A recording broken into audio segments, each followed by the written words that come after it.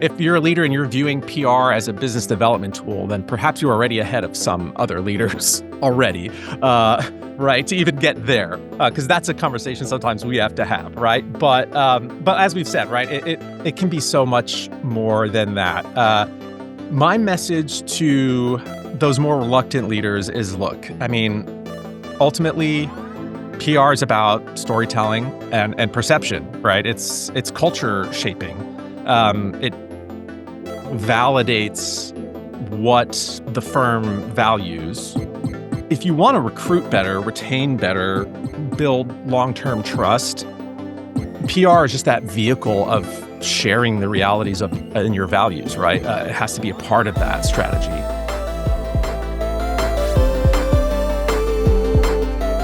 Welcome to the Intangible Brand, the show where we explore the connection between employee experience and client experience and the hidden forces that make brands stick. I'm your host, Jerry Gennaria, and I'm joined by my co-host, Carl Winstead. Hello. Today we're talking with Steven Gallo, Vice President of Client Services at Reputation Inc., a PR and content agency that works with professional service firms, especially in the AEC space. Steven leads their AEC practice and brings a sharp perspective on how PR can be more than a business development tool. It can actually shape a firm's internal culture, boost morale, and help attract values-aligned talent. You know, Carl, I've been looking forward to this conversation with Steven for a little while now. Most people don't think of PR as having much of a role internally, particularly in creating great employee experiences. And we talk a lot about that connection between employee experience and client experience and how that creates brands. But I think there's this common thread with good storytelling as the foundation of PR and as being critical to creating great cultures. And we've been working with Steven and the Reputation Inc. team for a little while now, so I know this is going to be a great conversation. So, Steven, welcome to the show. And let's start with a little bit about your background. Can you walk us through what led you to focus on PR for AEC firms? Was there a moment maybe that you realized that this was more than just a communications challenge, but was something special? Sure, and thanks to you both for having me. It's a pleasure to be here. So, I mean, in terms of my background, I started in TV as a TV reporter and journalist, and made a shift over to PR. But what remained the same across both of those, as you mentioned, Jerry, is the storytelling element, all right, of bringing that information to audiences and breaking it down in a way that folks can understand. And so when I shifted and started working at the agency, I found myself really drawn to these complex industries that are often misunderstood, and they're also kind of just have some more fun stories to tell and a little more challenging to unpack. But AEC for me clicked when I realized the stakes, right? I mean, these are the firms that literally shape the world we live in the built environment, right? And yet they can often struggle to articulate their value because they're really good at what they do and not necessarily at communicating what they do. Yeah. And so, yeah, that was my turning point, realizing that PR isn't just about coverage, but ultimately about culture, credibility, and long-term reputation. Yeah, perfect. Well, it's interesting. With Reputation Inc. focusing on AEC, it kind of makes one think, that is a little bit of a niche, obviously. And I'm wondering, what makes PR different in this space compared to other industries? Because like you say, it is different in a niche. Yes. Honestly, AEC firms, in my experience, I've found they tend to be humble, I think, first and foremost. So not always your lining up for the spotlight folks. But they're also, very technical and risk-averse communicators more often than not, which honestly is both a challenge and an opportunity, less about flash and more about thought leadership, trust building, and what we do for our clients in really showcasing innovation without overselling either. Because I mean, yeah, these are, right at the end of the day, often multi-million-dollar projects with schedules that are measured in years a lot of times, Right.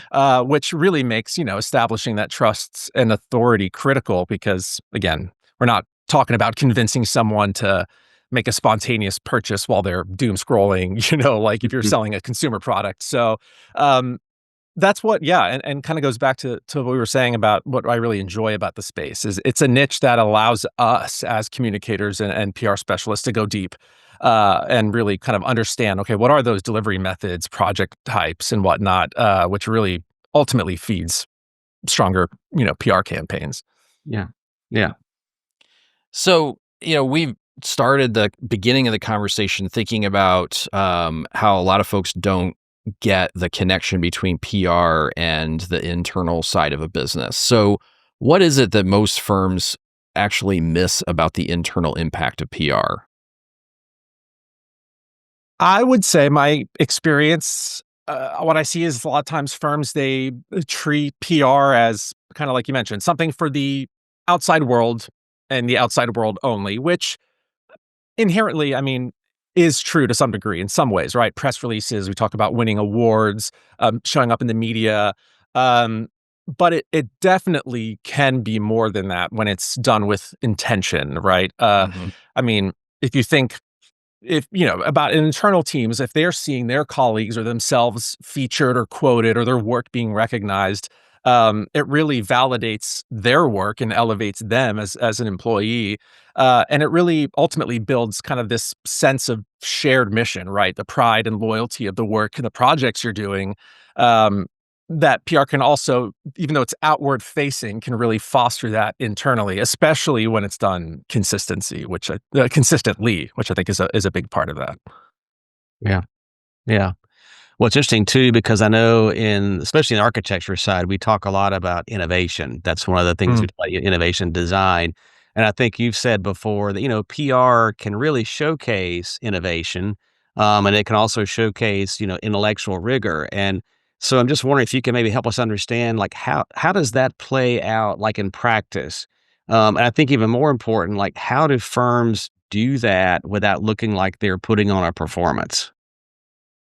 yes, that's a great question. Well, I'll start by saying I work with a lot of architects, engineers, construction folks, and contractors. I like to say that intellectual rigor and innovation are definitely words I associate with the industry, but sometimes people think, oh, like construction industry. Maybe that's not the first thing that comes to mind, Mhm. but I think that's such a misconception, really, because the AEC industry really does employ some of the most intelligent people I've met. But like you said, Carl, we're not wanting to come across as inauthentic either, and that Mhm. we're just bragging about our work. And so, yeah, I think those kind of folks make the work we do at Rep Inc. so engaging, but like we said, they're not the first in line to line up to say, "Yep, I want to be on a camera. Pick me." Oh, right. So, as you probably have experienced, but just as in-house marketers, have to earn the trust and prove their firm's authority to your buyers, they also need to take a similar approach with their own internal subject matter experts when trying Hmm. to really glean those insights internally, right? So, one way I look at that is searching for earned wisdom, right? Stories that are rooted in some actual real experience, which, your folks who are on the ground have and can speak to, right? They're not just buzzwords in a word salad. Um, Yeah. but when I say developing that trust, right? Yeah, it means interviewing, those SMEs, talking to those experts, engineers, architects, project managers, whatever they may be, and drawing out their point of view in plain language. That's, I think, really the best way to avoid that performative piece of it, just by being authentic, right? Aligning Yeah. your message with actual lived experience, and a lot of times, if we could talk about projects as well, client outcomes too. Hmm. Sure. Sure. Yeah. You, I think you've talked in the past about how you can actually build kind of internal pride through PR, and I think we know about a lot of the external things, media, awards, speaking gigs, all those kinds of tools that we utilize. But what does it look like to actually build that internal pride inside of a firm? Mhm. That's a good question. So, I mean, for example, consider. I don't know, a project spotlight maybe that becomes the most shared internal email of the month, Mm, or hmm. maybe a senior engineer writes this op-ed, and that gets posted in the break room because it's like, this is what we need to be talking about. Um, Ultimately, like, those moments create moments of, yeah, I'm proud to work here. I'm part of something bigger than myself, especially if we're talking about those who don't always get a voice. They aren't the ones in the boardroom necessarily, but they're the ones doing the hands-on work with clients. Um, and so creating those moments, to me, is kind of how you build that pride. And I can give you, I guess, one example of that.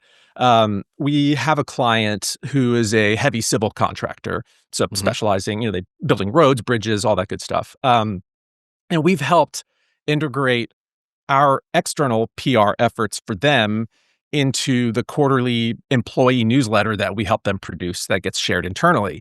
And so, especially for this company, this is huge because they have a workforce that's split between office and field, and they have numerous job sites in numerous regions. And so, in that environment, especially, it can be really easy for those field crews to feel like we're just out here on our site, kind of working in a silo and not Hmm. necessarily as connected to the larger organization, right? So, by kind of giving them their work a spotlight and then highlighting when we are featuring the work that they're doing and it does get that coverage, and closing the loop to say, hey, let's share it with the company about where this is going. Giving that spotlight, sharing their knowledge, and highlighting that recognition gives them peer recognition, sure, but it also gives their, in this case, office-based counterparts a greater sense of connection to the work that's actually happening out there, in the Yeah. field. So, yeah, I guess that's just one example of it, but I would say that, it's just a pride building activity, and aside from morale and retention, of course, this plays an important role in recruiting, as well. Yeah. Well, speaking of recruiting, we kind of say in our world, we only have two resources to work with. One is a client, but the other half of that is our talent. Mm. And that's sometimes really hard to find. And you talk about PR being a way to help attract values aligned talent. And sometimes for us, that younger talent is what's kind of really hard to find and kind of work with. And so, are there maybe some stories about how that plays into action with our younger professionals and early career people? How we move the needle with PR with them? Yeah, well, yeah, it's a challenge, right? I mean, recruiting in this industry is always a challenge, right? And now we've got this shift happening, right? Right. Generational shifts and Hmm. coming into the workforce. And what do we do here? So as you may have, seen, heard, a lot of research shows that younger professionals, they care about purpose, right? Transparency, impact. Um, Speaking of coming across authentically, right? They grew up, this generation that's coming up too, right? Grew up navigating an internet-driven, information-saturated society. So they have relatively good, BS detectors, we'll say, most of the time, right? But that goes back to the point of, is this just a veneer, or is this actually, are you telling stories that are true to who you are, as a firm? And so, you mentioned, Jerry, some of the more obvious PR wins that can bolster the recruiting efforts, right? Awards, best places to work, um, things that highlight unique employee benefits at the company. That's really the low hanging fruit. Um, but I also think about, what are the stories that you tell? What are they saying about your company and its point of view ultimately, Mm, right? hmm. So, some of these stories that tend to resonate with these audiences, and again, they're not a monolith, right? Gen Z isn't isn't a monolith, but stories that focus on community impact, sustainability initiatives, career journey stories, not just the what, but the why. Hmm. And I think a lot of times that's what firms can get wrong, in this Hmm. vein, is kind of just vague value statements that don't really have any proof to them, right? Right. Yeah. What I'm always encouraging clients is like, PR should show, not tell. So Yeah. show me that. Who are you? Let's talk about that. Yeah. Good. Yeah. I love that note about any given generation, Gen Z, millennials, not being a monolith. It's really easy as marketers to sometimes fall into that trap, or as organizational leaders to fall into that trap because we read a book or we heard a podcast or what have you, and start to think about an entire generation of people as being the same. And yet we grew up in a generation that we know wasn't all exactly the same, and we hated being painted with the same brush often. If we continue on that vein a little bit around employee experience, is there a way that PR can be part of a employee recognition strategy? And if so, what does that look like when it's done well? Sure. Yeah. That you sometimes have to get a little bit, maybe a little more creative there. Hmm. But I mean, it can look like publicly spotlighting team members when talking about a project, but spotlighting things like, okay, well, how was this innovative? How was there a mentorship element to this story, or leadership on this project? Was there an angle there? So there's ways of looking at that too. But I would say when you're thinking about those voices in your organization, are you always relying on the same voices for those quotes and insights, or is your firm encouraging other people to develop those skills? I think that's even just a way, of giving your employees that visibility, even if they're not necessarily the most senior, they are the closest to the work. Um, and two, when we talk about these projects that we're working on for clients, are we telling stories that not just demonstrate, yes, the successful execution, but also the culture and the approach that made that outcome possible. So we, can look at things like media features, awards, like we talked about, even internal newsletters on social, right? On LinkedIn. Hmm. I mean, recognition in any form sends a message at the very least of, hey, we see you, we Mm. value Yeah. you. Yeah. So, we have some clients who will do like a crew of the month recognition if they've got field crews, or we've got one client that does commercial interiors, right? And so will do like spotlights for their designers on their LinkedIn account. So it's not just project announcements, hey, we won this contract, but some snapshots into, hey, meet this designer. This is sort of their creative approach, or here was some of the inspiration behind the design for this project. Um, you know, Especially nowadays in this AI world too, that also gives you the double bonus of humanizing your brand, putting faces, to the names and the Mhm. people doing the work. Right. Kind of gives that behind the scenes look at how you work, demonstrates that creativity, authority. Um, and so that's just like, one way that like you could look at doing that. But really, at the end of the day, the best programs are going to be ones that are proactive and inclusive, not just again spotlighting the Yeah. the usual suspects that always are coming up time and again in the organization. Yeah. Makes And I sense. think that's great because I think you did hit on the fact that I think especially some of our younger talent, they are talking about what is their professional growth, what's my path, how do I get there, and trying to show them that. And I think you've talked about again like PR, how PR can help somebody's professional growth. And I think some of those examples you gave, kind of the big picture things were great.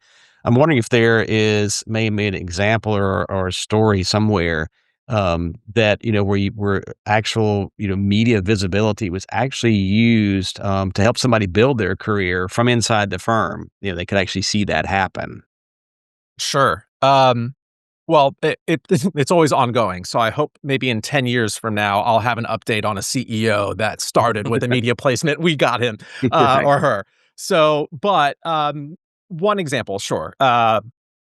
S- So we have a subject matter expert with one of our client firms. We were connecting with him again just to learn about particular project, so we can promote an upcoming milestone that we're going to be completing the project.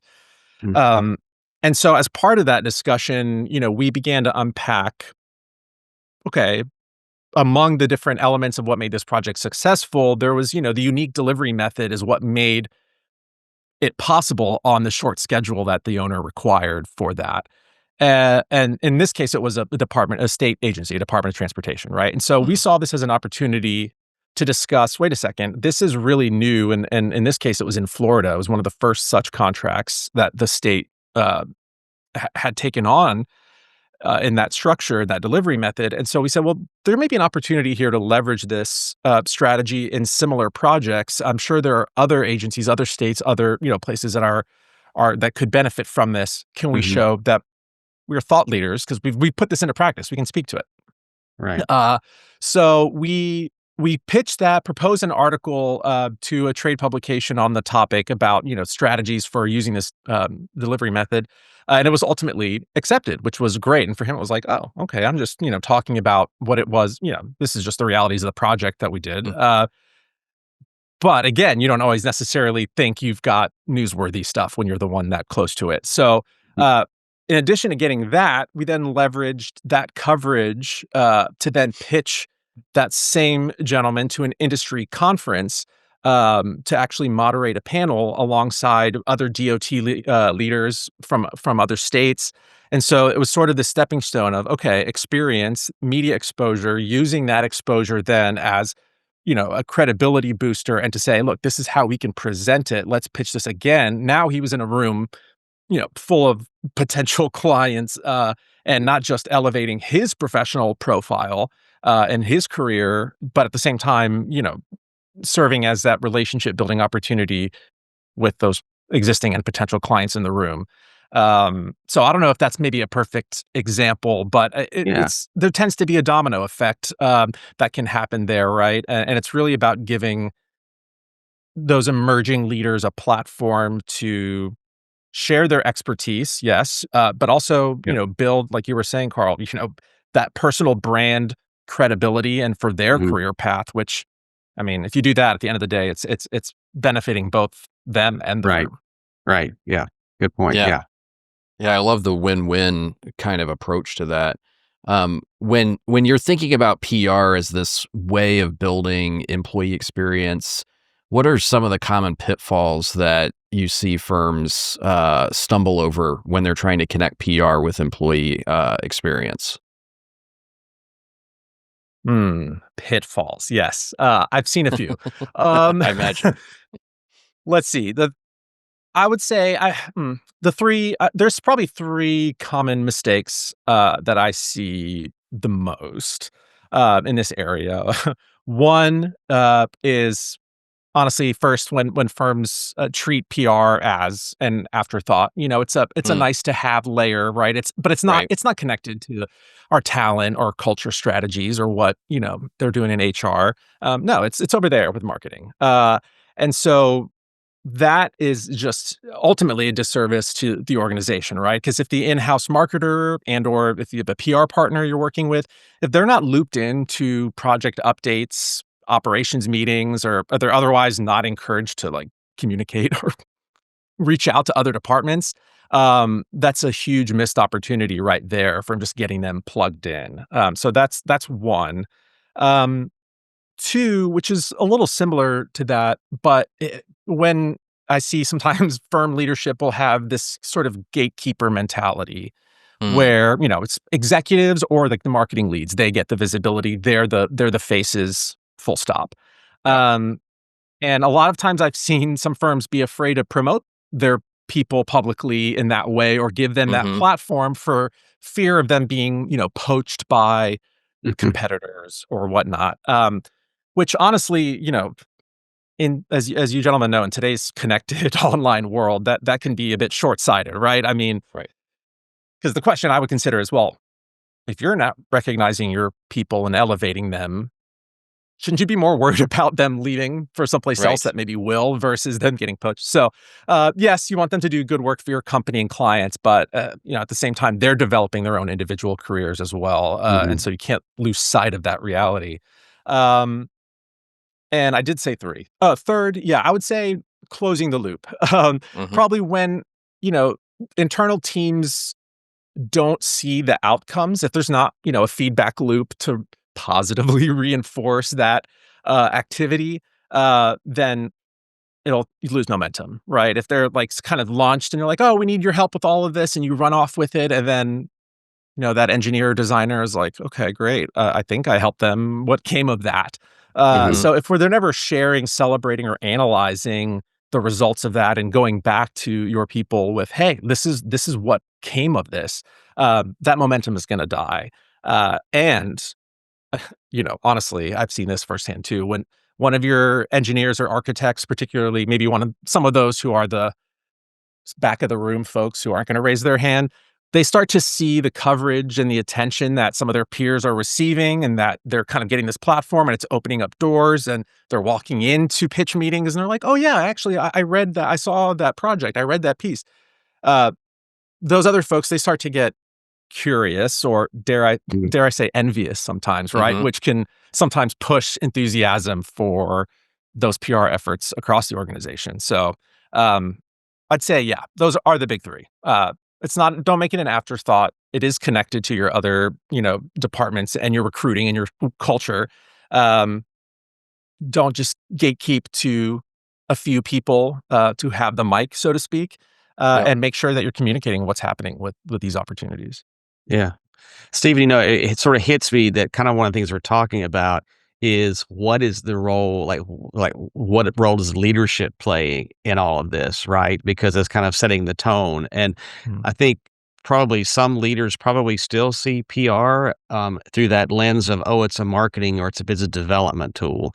And that's kind of what, probably maybe some of the older guard may say. And so I just curious, like, when you think about leadership then, so what do you say to those skeptics out there?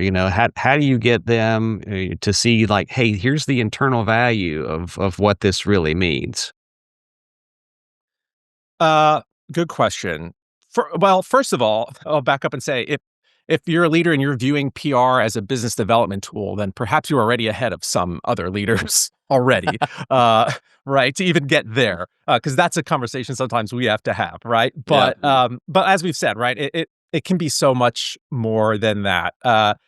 My message to those more reluctant leaders is, look, I mean, ultimately, PR is about storytelling, like you said, Jerry, off the top, and Mhm. perception, right? It's culture shaping. Mhm. It validates what the firm values in theory, right? Otherwise, you wouldn't be talking about it. So if you want to recruit better, retain better, build long-term trust, PR is just that vehicle of sharing the realities of and your values, right? It has to be a part of that strategy. Um, and we summertime now. We just had 4th of July. We have some clients that'll do some sort of yard party or event for employees. And so I always, that's one of my thoughts to a CEO is, what story do you think your employees are telling their friends at a barbecue, right? Mhm. Oh, what do you do? Tell me about where you work, or what have you been working on? Um, that shapes your culture, your people, who you're bringing in the door, and the kind of work you're getting ultimately. PR helps shape that narrative. And like we've said, externally, internally, it ends up being a thread when you leverage it the right way that flows throughout the organization. And ultimately, I mean, the bottom line is, look, if you don't tell your own story, someone else will, or they'll just take the liberty to assume who you are and what you do. Um, and so, do you want to cede that power? Do you want to kind of be in control of communicating the truth about who you are and what you guys, what you bring? So, Yeah. I don't know. It's a tough one, but Yeah, I mean, I think there's a lot of nuance there, and you said something at the very beginning about AEC firms being kind of modest or humble, mm, which can, I think what you were just now talking about reveals a bit of a tension between humility and putting the firm or people in the firm in the spotlight. So, what's your advice, or how do you coach teams through that humility tension? that's a great question, and we run into it a lot. Honestly,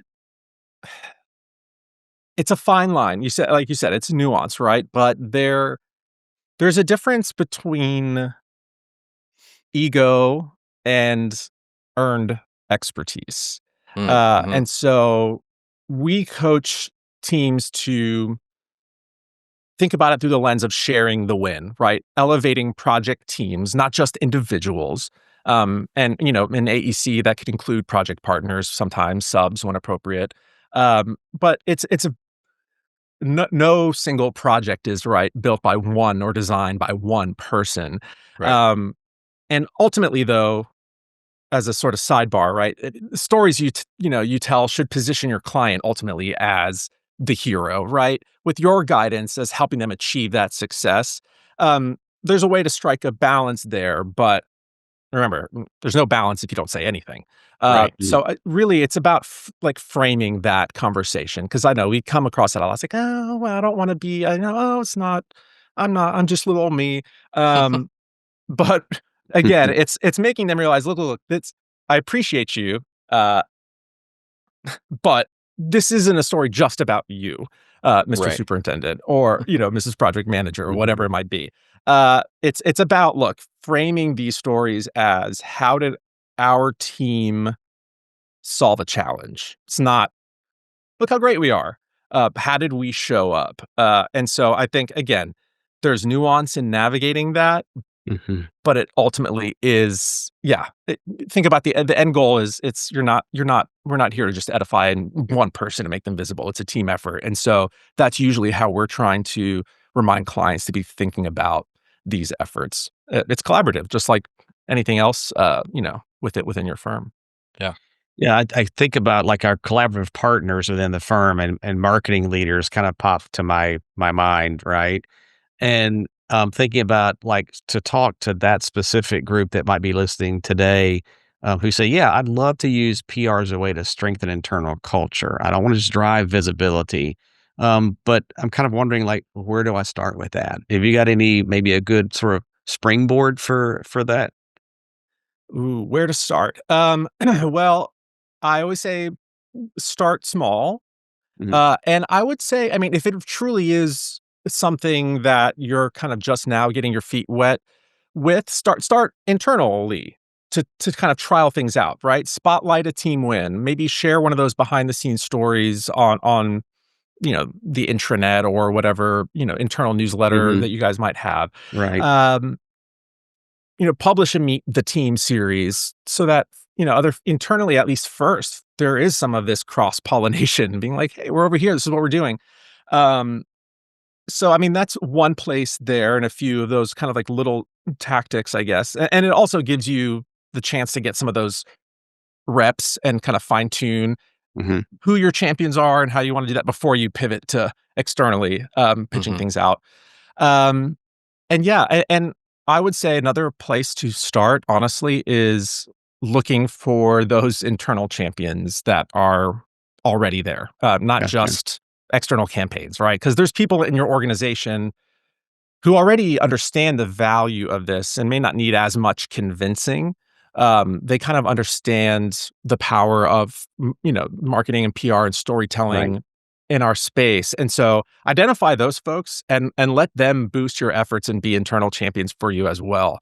But those would be I think my two things there is start small and internal with some of these tactics, but just at a smaller scale and make the company your audience before you make the world your Yeah, great. audience. Yeah, Yeah. that's good advice. Yeah.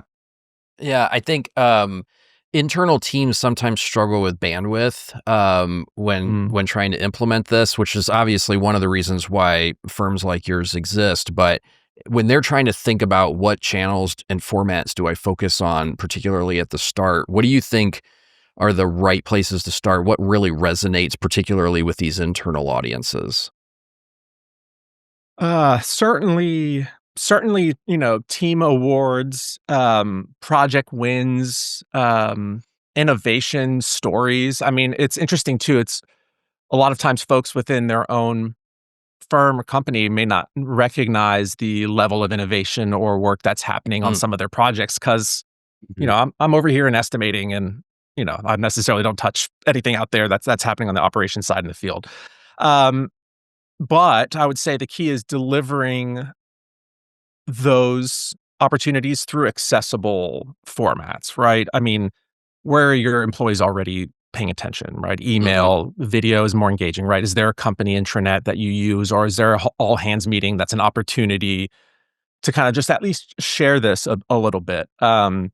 And so, yeah, and to your point, bandwidth is always a challenge for sure, but I would say it's ultimately not about volume so much as it is about relevance and visibility. Mhm. The whole quality over quantity cliche, I mean, applies. But I always say that you got to start somewhere, and sometimes that's the hardest part is just doing the thing and getting going, even if it's not going to be perfect the first time. Yeah. Right. But yeah, we love to help in-house marketers in that regard too. Because hey, if you're willing to say, you know what, we know we want to do this, we're going to give it a shot. Um, that's half the battle. Yeah. Right.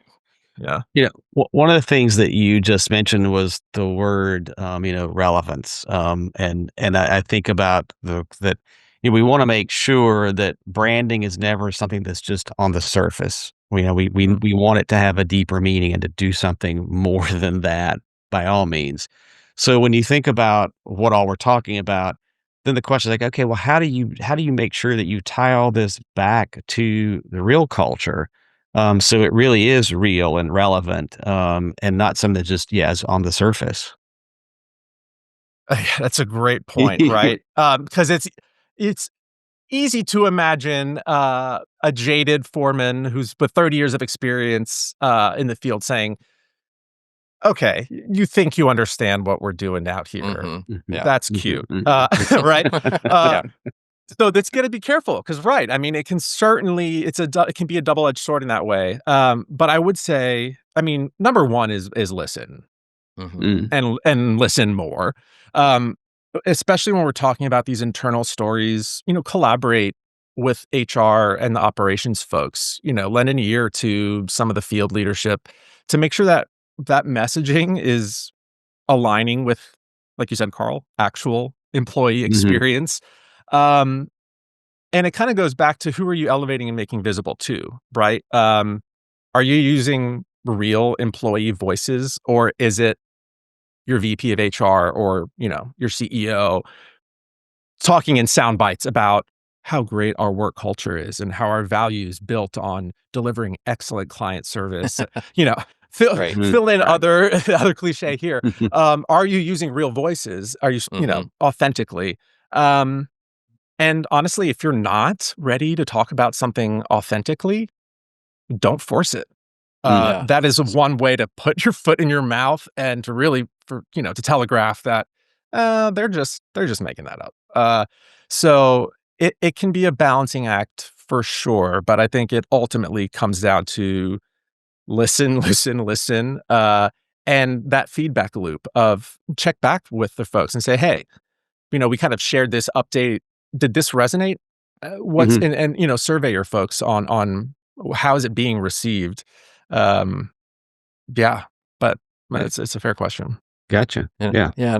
I mean, this has been a great conversation, Stephen. I think the lesson about the dual way that we can think about PR and the value that we can get from it internally and externally is really something I would encourage our listeners to be thinking about. But as we are approaching the end here and wrapping up, what's the one thing that you hope listeners will take away from this conversation? Hmm, put a bow on it, huh? Yeah. Yeah, like you said, it's dual purpose. You're putting, your company is putting in a lot of this work on these projects that you're already doing. Um, are you getting as much mileage out of that as possible? Hmm. And when we're talking about PR efforts in the same way, the external versus internal, if you're doing that, I mean, there is a way to leverage that internally because it tells a story about your firm. And when you're talking about recruitment, retention, talent. So I guess, yeah, in the vein of serving that dual purpose, I mean, I would say the takeaways maybe PR isn't just about press. Hmm. Uh, and for some mhm, of that old guard, Carl, that you mentioned, press yeah, isn't just what gets thrown on your driveway, if it still does, early in the morning. But it's about PR is about pride in the work you do in your organization, right? It's about purpose, about your people. Oh wow, those are Hmm. all three yeah, P's. I didn't even try to do that. But yeah, pride, purpose, people. And if you treat it as a tool for culture and you actually behave within that framework, and not just view it as it's just coverage. Oh, it's just a vanity of Mm, getting our name out there. If you see beyond that and what PR can do in terms of that storytelling and what it can do for the organization internally, it could very easily become a strategic advantage. So it's sort of just seeing beyond that and recognizing there's a lot of power in stories because we're humans, Yeah. yeah. and it's how we function, right? So I don't know if that was a pretty bow, but it was an attempt Yeah, at one. that's a perfect bow with 3 Ps. Yeah. Well, now that we've done that, now we're going to ask you the toughest question of the entire afternoon. Drum roll. So here it comes. So, Stephen, what book or podcast would you recommend to our audience? And that's a tough one. Mm. Let me take a drink and spill my water to think about this because it's such a challenging question to answer. Yeah, I For know. podcasts, I would have to say, well, I'm going to plug ours, right? Reputation Inc.'s podcast, Inc. Sites. It's hosted by our founding principal, Michelle Calcote King. Um, and I plug this not just because I think it's great, and it's us, but I think the audience and listening and your listeners now is who it's really geared towards. AEC and really business to business professionals in general looking to learn from industry peers, PR marketing pros. We try to really have just real conversations about, okay, reputation building, content strategy, visibility, social Mhm. media. Where do all these things intersect, especially in complex expertise driven industries? Um, I will say in terms of a book, recently we did read as a team, Building a Story Brand 2.0, Donald Mm, Miller, yeah. which I thought was pretty good, in terms of being a framework for AEC marketers, business developers, even firm leadership, who Okay. are struggling to clarify their message. So that was another kind of recent read that I thought was pretty Uh, good. that's All great. right. Those are yeah, those are great things. Thank you. I'll Yeah, write those down. so in addition to your own podcast, where can people find you, learn more about Reputation Inc.? Yes, well, certainly online, rep-inc.com. You can sign up for our AEC newsletter there as well. Each month, we share our latest insights as well as upcoming award opportunities and deadlines. So you can let us do the tracking for you there. We're Mhm. also on all social media places: LinkedIn, Instagram, Facebook, all that good stuff. So yeah, definitely feel free to reach out and connect and follow along because we love making new friends. That's awesome. Well, Stephen, we really do appreciate you taking time today. I thank you so much for kind of being on the show. You've shared some great insights. You've given us some great things to think about, and some action plans. So I really, really appreciate the fact that you've been here with us today. Yeah. It's my pleasure. Yeah, thank you for having me and for letting me come in and even make a fool of myself, spilling water on myself on camera. Excellent, excellent. A real great time. It's been a great conversation, though, and we really appreciate your perspective. So, that wraps up another episode of The Intangible Brand. If you enjoyed today's conversation, we'd love it if you'd follow or subscribe on your favorite podcast platform. It helps us keep bringing these kinds of insights that we had with Steven to folks like you.